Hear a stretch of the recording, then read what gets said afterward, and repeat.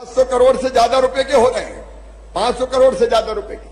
कांग्रेस के जमाने में कमलनाथ जी से कोई 25-50 हजार का काम भी मांग लो तो वो रोते ही रहते थे, कहते थे मैं क्या करूं, मेरे पास पैसे ही नहीं है, मामा खजाना खाली कर गया। अरे उनका मामा नहीं, औरंगजेब हो गया जो खजाना घर ले गया। वो रोते ही रहते थे, मेरे पास कुछ नहीं है। मैं महाकाल महाराज की कृपा जो हमको बरसती है उसके आधार पर कह रहा हूं, हमारे पास पैसे की कोई कमी नहीं है, महाकाल महाराज की कृपा बरसती है। और इसलिए आज चाहे वो हमारा भक्त निवास का शिलान्यास का कार्यक्रम हो, फैसिलिटी सेंटर, अभी जैसा आपने वीडियो में देखा कई तरह की सुविधाएं विकसित कर रहे हैं, लेकिन इसके साथ साथ ओम प्रकाश सकलेचा भी बैठे, कई लघु और कुटीर उद्योग अब मध्य प्रदेश की धरती पर बड़ी तेजी से आ रहे हैं। और हम प्लास्टिक क्लस्टर, नीवन बासा इंडस्ट्रियल क्लस्टर अलग है, ये अलग अलग इंडस्ट्री के यारी में नाम लूंगा तो बहुत समय लग जाएगा। इन सब इंडस्ट्रीज में भी काम प्रारंभ होगा, उद्योग लगेंगे और बच्चों को उसका लाभ मिलेगा रोजगार के रूप में। पूरे राज्य में, आज केवल उज्जैन में कार्यक्रम नहीं है, पूरे राज्य में आज 15 एमएसएमई क्लस्टर का हमने भूमि पूजन और लोकार्पण किया है। 552 उद्योग इकट्ठे, आज 552 उद्योग लगने वाले हैं और 552 उद्योगों में छोटे ही उद्योग हैं। 28,300 बच्चों को रोजगार मिलेगा। ये रोजगार देने का भी कार्यक्रम है। और राज्य स्तर पे 1,708 इकाइयां जो बन गई है उनका लोकार्पण हुआ है और उसमें भी लगभग 16,375 बच्चों को रोजगार मिलेगा। 307 इकाइयों का राज्य स्तर पर भूमि पूजन है, उसमें भी 6,310 लोगों को रोजगार मिलेगा। उज्जैन में भी ये अध्यात्म का केंद्र तो है ही, लेकिन अब उद्योगों का केंद्र फिर उज्जैन बनने जा रहा है। एक के बाद एक अनेकों नए उद्योग महाकाल महाराज की कृपा से विक्रम उद्योगपुरी में और अन्य स्थानों पर लगातार चले आ रहे हैं। और देखो महाकाल महाराज की कृपा तो देखो, रोज 1.5 लाख भक्त आ रहे हैं, शनिवार और इतवार को 3 लाख हो जाते हैं। और अकेले सावन के महीने में कितने भक्त आए भाई? 2.25 करोड़। अकेले सावन पे 2.25 करोड़ लोग आए और महाकाल महाराज की पूजा करके गए। और ये 2.25 करोड़ आते हैं तो महाकाल महाराज की पूजा तो करते ही हैं, लेकिन आपको पता है उज्जैन की पूरी अर्थव्यवस्था को बदल कर रख दिया है। पूरी अर्थव्यवस्था उज्जैन में होटलों में जगह नहीं है, नए नए रिसोर्ट बन रहे हैं, घरों में ही होटल के कमरे बना लो भैया। श्रद्धालु आए तो खूब भोजन भी कराओ और अपनी आमदनी भी बढ़ाओ। 3,000 करोड़ रुपया उज्जैन में अतिरिक्त आने वाला है। 3,000 करोड़ रुपया। होटल, रेस्टोरेंट, चाय, नाश्ता, भोजन, फूल, प्रसाद, सारी चीजें बिक रही है जैसे महाकाल महाराज की कृपा बरस रही है उज्जैन पर। और ये सोच लेना, मैं बहुत सोच समझ के कह रहा हूं और यहां से कह रहा हूं, हृदय से कह रहा हूं, भाषण नहीं दे रहा। महाकाल महालोक के बाद जिस बात में मैं बोलूं नहीं तो बोलूंगा कैसे भैया? अब देखो ये परिवार ही तो है। मामा बोल रहा, बोल ले अभी त्रिशूल ले लो और डमरू, मैं जरूर लूंगा। अरे और कोई मुख्यमंत्री होता तो कहीं त्रिशूल डमरू देने को आ सकता था, लेकिन ये तो अपना परिवार है भाई, परिवार। डमरू भी ले जाऊंगा, त्रिशूल भी ले जाऊंगा और जरूरत पड़ी तो भोले बाबा की भक्ति में लीन होकर डमरू बजाऊंगा भी। लेकिन कांग्रेसी बड़े परेशान है। अब महाकाल महालोक पे आरोप लगा दिए, शर्म नहीं आई कांग्रेसियों तुम्हें? जिस महाकाल महालोक ने उज्जैन की सूरत बदल दी, वहां आरोप लगा रहे हैं गड़बड़ हो गई, गड़बड़ हो गई, गड़बड़ हो गई। अरे महाकाल महाराज गड़बड़ करने वालों को भस्म कर दें, कोई छोड़ेंगे क्या वो? लेकिन ये लोग और कुछ नहीं मिलता, गड़बड़ हो गई, मूर्ति गिर गई। अरे कांग्रेसियों, कुछ तो शर्म करो, कुछ तो सोचो, कम से कम मंदिर तो छोड़ दो, भगवान को तो छोड़ दो, झूठे आरोप लगाते रहते हैं। जलने वाले जला करें, हम रुकने वाले नहीं हैं। महाकाल महालोक के दूसरे चरण का भी लोकार्पण होगा, धूमधाम से होगा मेरे बहनों। और आज फिर कह रहा हूं, महाकाल महाराज की कृपा से हमारी अवंतिका, हमारा उज्जैन 3 लोक से न्यारा होगा, 3 लोक से न्यारा। जरा जोर से ताली बजाओ, महाकाल महाराज को प्रसन्न करो। बोलिए महाकाल महाराज की। उज्जैन अब रुकने वाला नहीं है, विकास के पथ पे बढ़ गया है। आप देखना ऐसे वैभव से संपन्न होगा अपना उज्जैन, वैभव से संपन्न होगा, कोई दरिद्र नहीं रहेगा। यहां मैं सच कह रहा हूं, मैं यहां से कह रहा हूं। इतने काम धंधे चालू हो रहे हैं। और कल ही आदिगुरु शंकराचार्य जी महाराज पधार गए मानधाता पर्वत पर ओंकारेश्वर में, साक्षात जैसे उनकी भी कृपा बरसी हो। हम धर्म अध्यात्म के क्षेत्र में भी काम करेंगे, लेकिन जनता की सब समस्याओं का समाधान भी करेंगे। आज देखो कितनी बड़ी संख्या में मेरी बहनें बैठी है। बहनों, ये तुम्हारा दौर है, तुम्हारा दौर। जोर से ताली बजाओ। 33% रिजर्वेशन लोकसभा और विधानसभा में। एमएलए एमपी बैठे, सावधान रहना, कहीं रिजर्व हो गई तो वही लड़ेगी। लाडली बहना जैसी योजना है जो बहनों की जिंदगी बदल रही है। अरे बहनों, मुझे जरा दिल से बताना, अपन तो बात करते हैं। लाडली बहना योजना अच्छी है कि नहीं बताओ?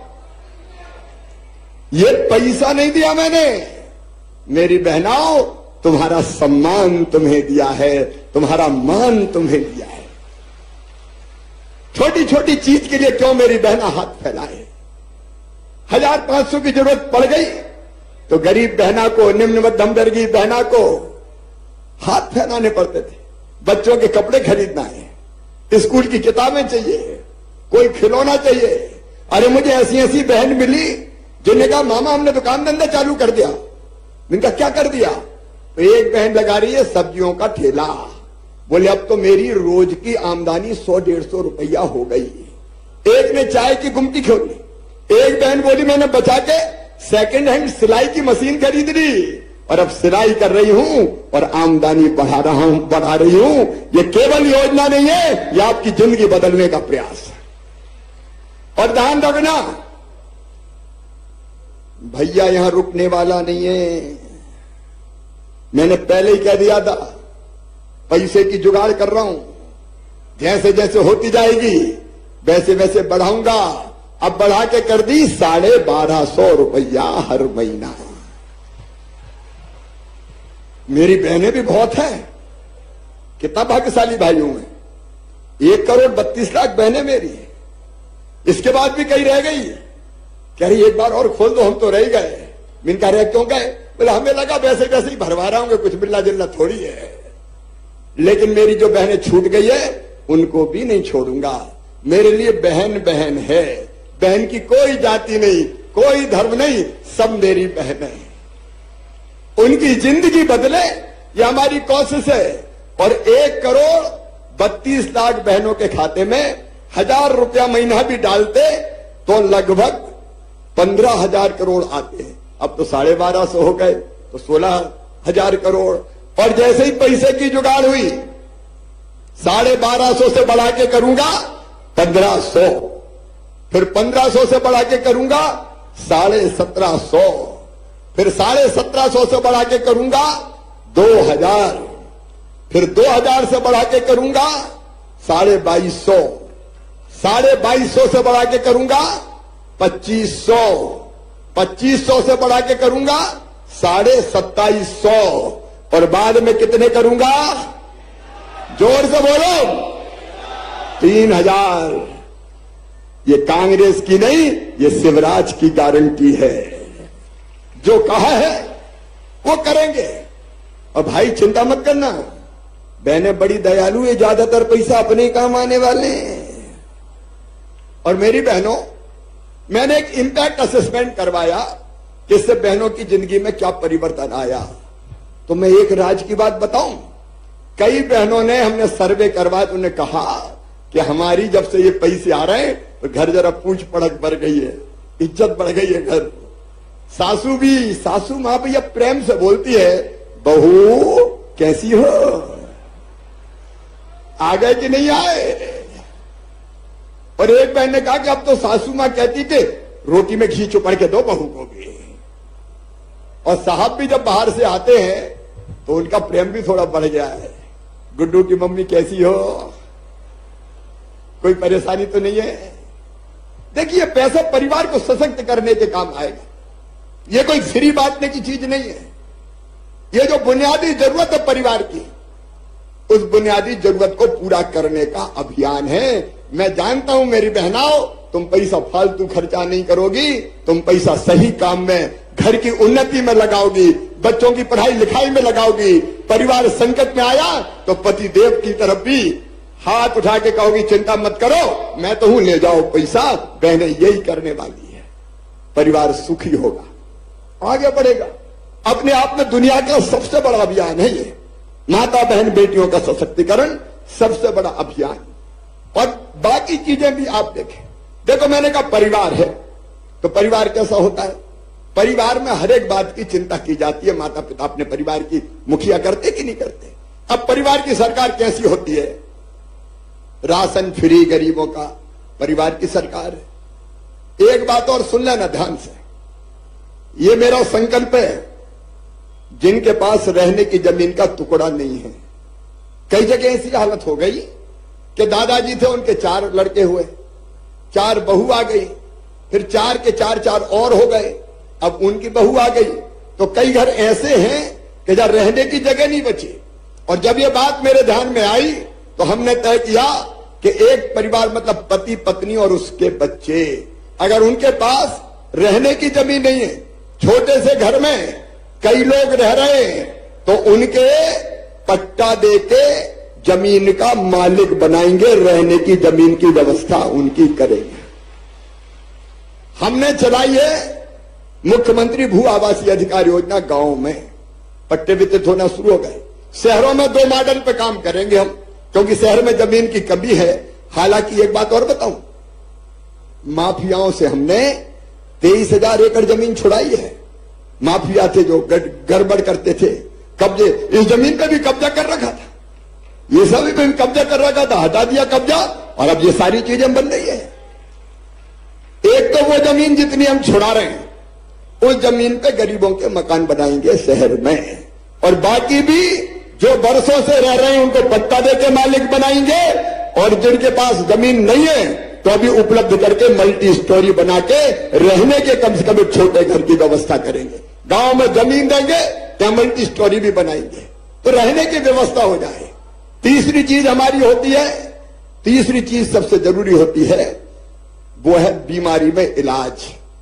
आयुष्मान भारत योजना, 5 लाख रुपए तक का इलाज निःशुल्क, मुख्यमंत्री स्वेच्छानुदान लगातार। और अभी आचार संहिता के पहले ही भाई एक कार्यक्रम के लिए और आना है, मेडिकल कॉलेज के लिए, तो मेडिकल कॉलेज का भी भूमि पूजन यहां पे करना है, ताकि संभागीय मुख्यालय पर मेडिकल कॉलेज भी हो। इलाज की परफेक्ट व्यवस्था। एक होती है बच्चों की पढ़ाई, सबके दिमाग में चिंता रहती है कि मेरे बेटा बेटी ढंग से पढ़ जाए, और विशेषकर वो परिवार जो आर्थिक रूप से कमजोर रहते हैं। तो मेरी बहनों मेरे भाइयों, हमने जो योजना बनाई है, देखो बच्चे गांव में दूसरे गांव पढ़ने जाए, 5वीं पास करके 6वीं, तो 4,500 रुपए हमने साइकिल के दिए। 8वीं पास करके 9वीं में दूसरे गांव जाए तो 4,500 रुपए खाते में डाले। और 12वीं में जिन बच्चों ने 75% नंबर लाए, मामा ने उनको लैपटॉप के लिए 25,000 रुपया खाते में डाल दिए। और अब अगले साल से 60% नंबर जो बच्चे लाएंगे उनको मामा लैपटॉप दिलवाएगा, ताकि उनकी पढ़ाई ठीक से हो सके। अच्छा, गरीब का बेटा बेटी टुकर टुकर काय को देखे कि उसके पास लैपटॉप है, मेरे पास नहीं है। अगर वो पढ़ने में तेज, हमको करना चाहिए, ये हमारा फर्ज है। और सुनो, 12वीं में मैंने कहा था कि जो बच्चे पहले नंबर पे आएंगे, अपने स्कूल में एक बेटा और एक बेटी, उसको मामा स्कूटी दिलवाएगा।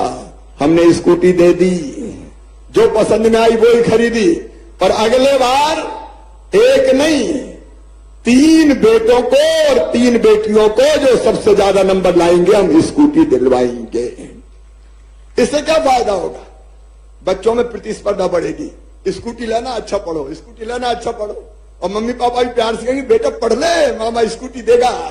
तो अपने आप शिक्षा का स्तर ठीक हो जाएगा, हमारे बच्चे और काबिल और योग्य बनेंगे। और इसलिए जैसे मम्मी कहती ना बेटा मांझा टॉफी दिला दूंगी, तो मामा ने भी कह दिया बेटा पढ़ ले, स्कूटी दिला दूंगा मैं, चिंता क्या को करता है। तो इसलिए कर रहे हैं, ये कोई फ्री बांटने की चीज नहीं है। पढ़ाई के साथ अपन ने जोड़ा है, तो अपना परिवार है ना, तो परिवार की चिंता करनी पड़ेगी। और इसलिए एक परिवार को जितनी तरह की चीजों की जरूरत है, देखो कई चीजें मैंने करी, आज समय नहीं है, अभी खंडवा जाना है, वहां से जबलपुर जाना है। एक चीज मैंने क्या करी, बड़ी तरकीब से हम लोगों ने अलग अलग तरह के फैसले किए। जैसे मैं बता रहा हूं, ज्यादा चर्चा में नहीं आई, आप लोगों को भी भैया चर्चा करनी चाहिए। अनिल, जो चीज मैं बता रहा हूं एक बार सुन लें सब। अभी तक मेडिकल कॉलेज की पढ़ाई में नीट की परीक्षा होती थी, और नीट की परीक्षा में जो बच्चे ज्यादा नंबर लाते थे उनको एडमिशन मिलता था। अब स्कूल 2 तरह के हैं, एक स्कूल है प्राइवेट जो ज्यादा फीस लेते हैं, वहां पढ़ाई थोड़ी अलग तरह की हो जाती है, और एक स्कूल है सरकारी जिसमें गरीब के किसान के बेटा बेटी जाते हैं। तो मैंने देखा प्राइवेट स्कूलों के बच्चे नीट में ज्यादा पास हो रहे हैं। तो एक फैसला मैंने बड़ा किया कि अब 2 मेरिट लिस्ट बनेगी। मेरी बात सुन रहे हो ना सर, मैं समझाने के लिए कह रहा हूं, भाषण नहीं दे रहा। 2 मेरिट लिस्ट बनेगी। एक मेरिट लिस्ट बनेगी नीट के आधार पे, मेरिट के आधार पर, लेकिन दूसरी मेरिट लिस्ट बनेगी सरकारी स्कूलों के बच्चों की अलग से, और उनको रिजर्वेशन दे दिया 5%, कि उनमें 5% में केवल सरकारी स्कूलों के बच्चे ही निकल के डॉक्टर बनेंगे। मेरी बात समझ गए कि नहीं समझे? ए धन्नू पन्ना कल्लू मन्ना जुम्मन, तेरे बेटा बेटी को भी डॉक्टर बनाऊंगा। क्यों? गरीब का बेटा बेटी। ऐसे फैसले करने पड़ते हैं गरीबों का साथ देने के लिए। एक काम और कांग्रेस ने करा, मेडिकल इंजीनियरिंग की पढ़ाई कायम होगी, बोले अंग्रेजी में ही होगी। अब भैया गरीब आदमी का बेटा बेटी, गांव में पैदा हुआ किसान का बेटा बेटी, वो तो शुरू से अंग्रेजी जानते ही नहीं। एक बच्चे का मेडिकल कॉलेज में एडमिशन हुआ, 1 साल में पढ़ाई छोड़ दी। मैंने पूछा बात क्या, तूने छोड़ क्यों दी? कहले मामा मैं तो हिंदी में पढ़ा, और वहां तो अंग्रेजी में गिटर पिटर होती है ना, मासी टीटी घरे डुकरिया पीटी, अपने पल्ले ही नहीं पढ़ रहा कोई। तो बोले हम तो पढ़ाई छोड़ के आ गए, अपनी भाषा आती हमको, दूसरी नहीं आती। तो हमने मध्य प्रदेश में फैसला किया कि मध्य प्रदेश की धरती पर मेडिकल और इंजीनियरिंग की पढ़ाई हिंदी में भी की जाएगी।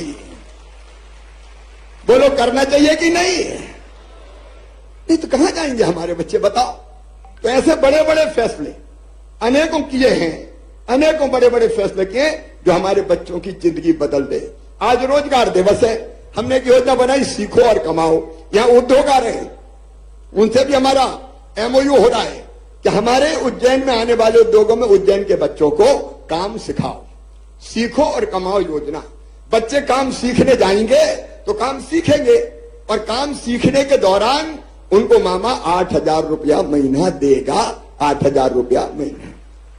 और जब काम सीख जाएंगे तो वही नौकरी लग जाएगी। भाई कारखाने वाले को तो जिनके हाथ में काम हो वही लोग चाहिए ना, और इसलिए सीखो कमाओ योजना लागू की।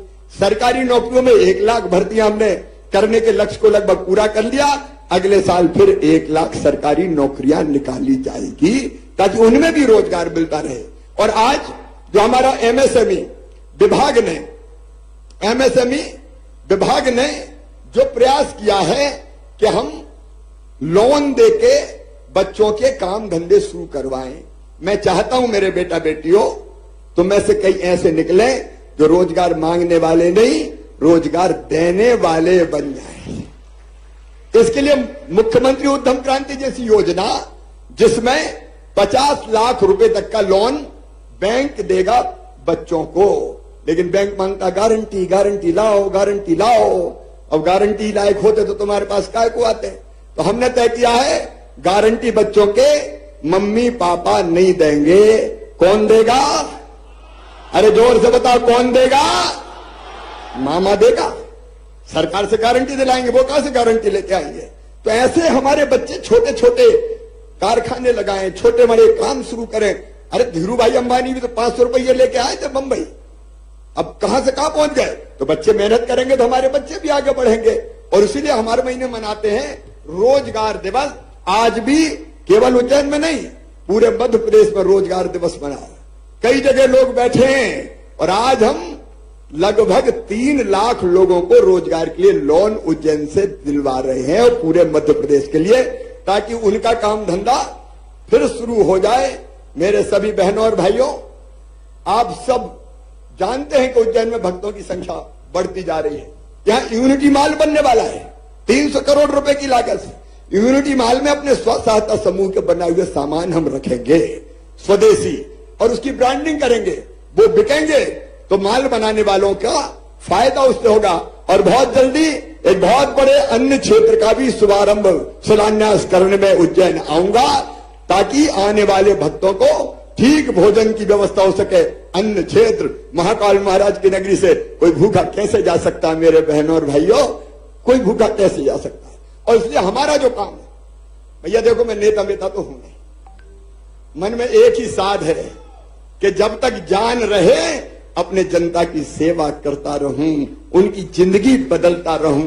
तो उस कोशिश पे हम लोग लगे हैं, और उसके लिए आप सबका आशीर्वाद मिलता रहे, यही मेरी प्रार्थना है। बोलिए आप सबका आशीर्वाद मिलेगा? पीछे तक बताओ, सबका आशीर्वाद मिलेगा? तो मुझे भी आशीर्वाद दे दो, दोनों हाथ ऊपर उठा के, और बोलिए महाकाल महाराज की।